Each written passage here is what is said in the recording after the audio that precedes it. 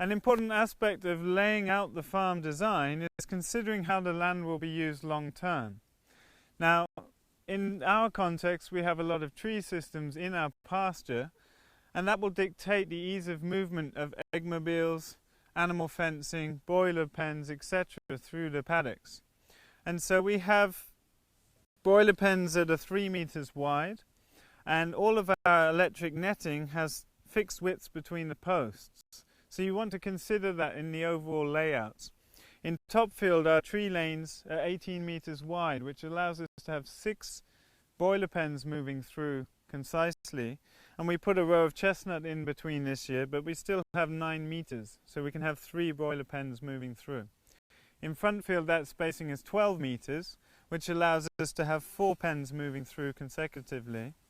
And here in Nutfield, we always graze between these tree lanes, which are diamond pattern plantations. So we graze in 10-meter wide strips, which allows for 3 broiler pens to move through easily. So you really want to consider the spacings and leaving headlands, i.e. enough room to turn machinery or infrastructure around at the end of a tree lane where your fence or forest or road might be. And typically that will be dictated by the type of machinery used, if it's hay cutting gear or whatever. For us on our farm, it's mainly that we can get an eggmobile around the tree lane, so we tend to leave 6 to 8 meters as a headland. So here we're at a group of broilers that are going for slaughter tomorrow, and they're moved twice a day at this age. And let's see how this dolly works.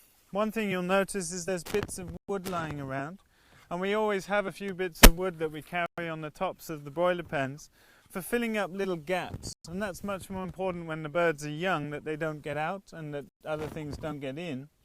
So that's handy to have. But the dolly is something you can make easily with some simple welding. We've just welded some metal together and put wheels on it.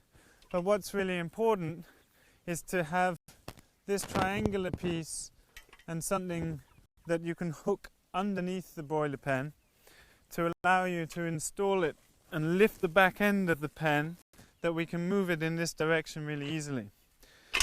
So at both ends of the pen we have high tensile wire with a bit of tubing on to make the grip comfortable.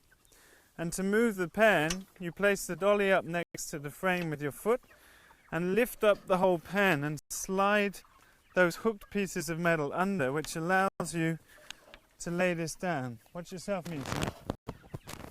So now the back end of the pen is up in the air, which means I can very easily shuffle this pen along by lifting at the other end.